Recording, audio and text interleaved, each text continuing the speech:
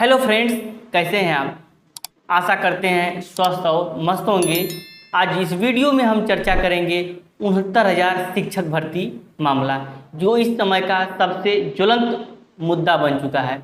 दोस्तों, अगर हमारे चैनल पर आप नए हैं तो हमारे चैनल को सब्सक्राइब कर दीजिए तथा इस वीडियो को लाइक कर दीजिए। दोस्तों, आगे हम बात करते हैं 69,000 शिक्षक भर्ती मामला। अभी यह भर्ती जब से हुई है तब से विवादों में घिरी हुई है और यह कुछ दिनों से जितनी भी भर्तियां हुई हैं सबसे ज़्यादा प्रभावित भर्ती है। अनेक मुद्दे इसमें सुलझते हैं तो अनेक मुद्दे पनप जाते हैं।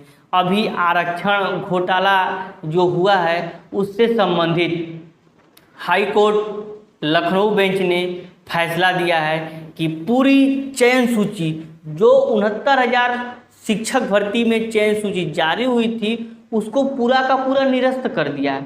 और हाई कोर्ट ने यह स्पष्ट रूप से आदेश दिया कि आप नई तरीके से, नए स्वरूप से और आरक्षण के नियमों का पालन करते हुए नई सूची को तैयार कीजिए।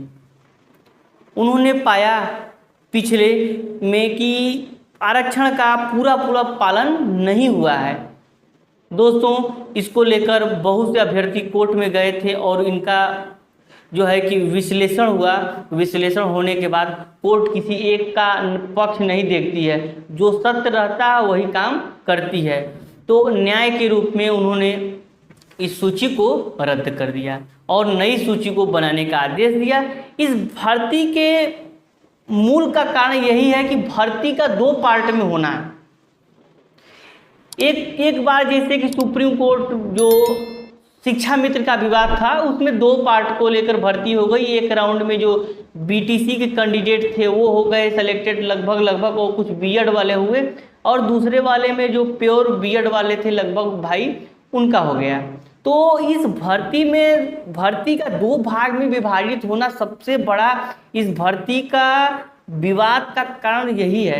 यही से सारी गलतियां पनपी और आज तक सुलझने का नाम नहीं ले रही हैं और आगे भी शायद अब ये चलेंगी। लेकिन हाई कोर्ट ने स्पष्ट कर दिया है कि आप जो है सूची को रद्द करिए और नई सूची बनाइए। हालांकि आज सरकार ने भी स्पष्ट कर दिया है कि वो इसको लेकर सुप्रीम कोर्ट में नहीं जाएगी। लेकिन आप जानते हैं कि जो पीड़ित वर्ग है या जो प्रभावित वर्ग है, जो भी कह लीजिए आप, वो सुप्रीम कोर्ट का रुख करेगा। तो मामला थोड़ा सा आगे चल सकता है, लेकिन सरकार ने स्पष्ट कर दिया कि सरकार अपने तरफ से नहीं जाएगी सुप्रीम कोर्ट। तो कुछ र्यूमर भी उड़ रहा है कि जो कुछ लोग अंदर होंगे तो कुछ लोग बाहर होंगे।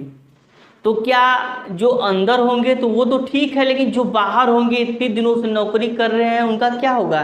बहुत से लोग का जवाब आ रहा है कि समायोजन हो जाएगा। अरे, समायोजन का भी कुछ नियम तरीका होता है, कानून होता है। यह खिचड़ी नहीं है कि जब चाहिए तब पका दीजिए काम समायोजन हो गया। समायोजन ऐसे नहीं होता है, उसके भी नियम कायदे होते हैं। आपने देखा होगा शिक्षा मित्र मामला में भी यही हुआ है। क्या उनको नौकरी मिलने के बाद जब उनका समायोजन रद्द हुआ तो क्या उनको अपने मूल पद पर वापस नहीं भेजा गया? समायोजन कोई तरीका नहीं है। ये बताइए कि जो अभ्यर्थी 5 साल 6 साल से जो भर्ती 69,000 के बाद उत्तर प्रदेश में प्राथमिक शिक्षक भर्ती का किसी ने मुंह नहीं देखा, क्या उसकी तो पूरी लाइफ है बर्बाद हो जाएगी? इतने लोग का समायोजन, पूरी लाइफ बर्बाद हो जाएगी। तो ये कोई तौर तरीका नहीं है कि समायोजन हो जाएगा। हाँ, कोई और रास्ता हो सकता है, लेकिन समायोजन का रास्ता तो हो ही नहीं सकता है, क्योंकि सारे पक्ष, अगर समायोजन होता है तो केवल जनरल के बच्चों का होगा तो क्या ओबीसी SC ST वाले कोर्ट नहीं जाएंगे? सभी लोग कोर्ट जाएंगे। तो सरकार अब इस भर्ती में ऐसा कोई निर्णय नहीं लेने वाली है जिससे कि उसका किरकिरी हो। तो एक बात तो स्पष्ट है कि समायोजन की स्थिति नहीं होगी। आपने 72,825, 12,000 जो 460 और तमाम तरह की भर्तियों को देखा है। शिक्षा मित्र सबसे जो है कि ठोस उदाहरण है। आप देख लीजिए, कोई समायोजन नहीं हुआ और न आगे होगा।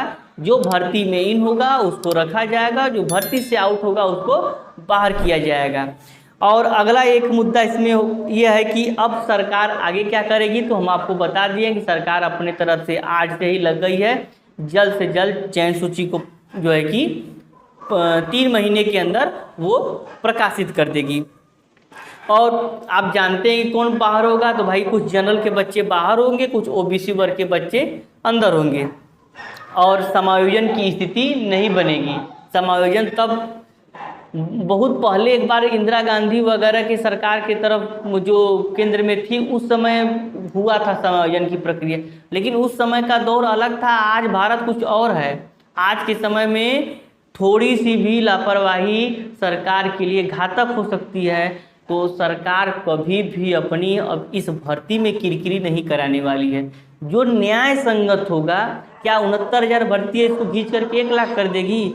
विज्ञापन हुआ 69,000 पर, अगर पद 69,000 से ज़्यादा नहीं हो सकता तो समायोजन भी नहीं हो सकता। ये एक बात तो स्पष्ट है कि समायोजन नहीं होगा।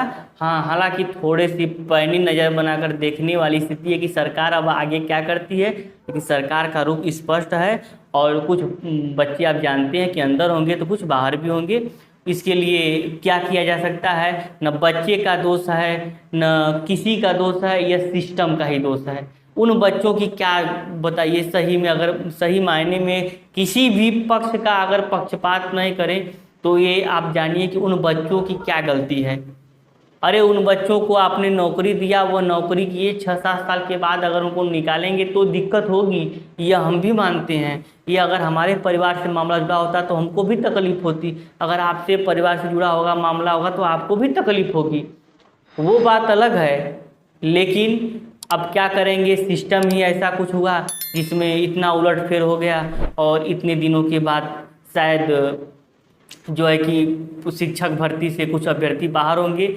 और कोई जब ये कह रहा है कि नौकरी नहीं जाती है, अरे आप कहाँ हैं?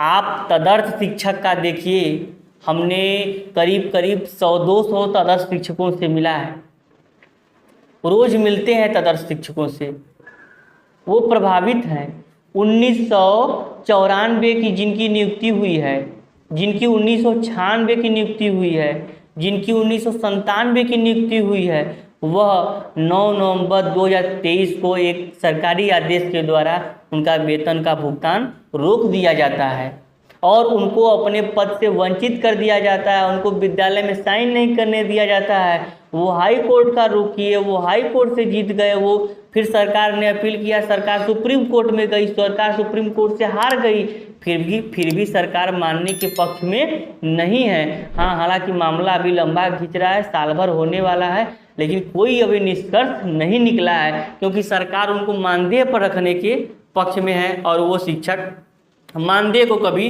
स्वीकार नहीं करेंगे। हाँ, तो इसमें एक ये मुद्दा बन सकता है कि उनको सरकार मानदेय पर रख सकती है, लेकिन परमानेंट भर्ती के तौर पर कभी भी नहीं रख सकती है। हमने बताइए अभी ये बहुत बड़ा मुद्दा यही देखा है कि 1994 का जो शिक्षक नियुक्त है, आज 30 साल हो गए, 30 साल के बाद निकाल दे रहे हैं, अब उसका 2-3 साल में रिटायरमेंट है, उसको जब नहीं छोड़ा जा रहा है तो ये जो 4-5 साल नौकरी करने वाले लोगों, इनको क्या सरकार छोड़ेगी? केवल एक र्यूमर है, सरकार के तरफ से ऑफिशियल ऑथेंटिक कोई जानकारी किसी को नहीं है, और हम यही कहेंगे कि अभी थोड़ा आप इंतज़ार कर लीजिए, जो होगा सबके सामने होगा। हमारा जो व्यू था हम वो रखें, किसी के पक्ष में हम नहीं हैं, हम इसी के पक्ष में हैं कि जो न्याय संगत है वही हो, हम अन्याय के खिलाफ नहीं हैं। जय हिंद, जय भारत, धन्यवाद।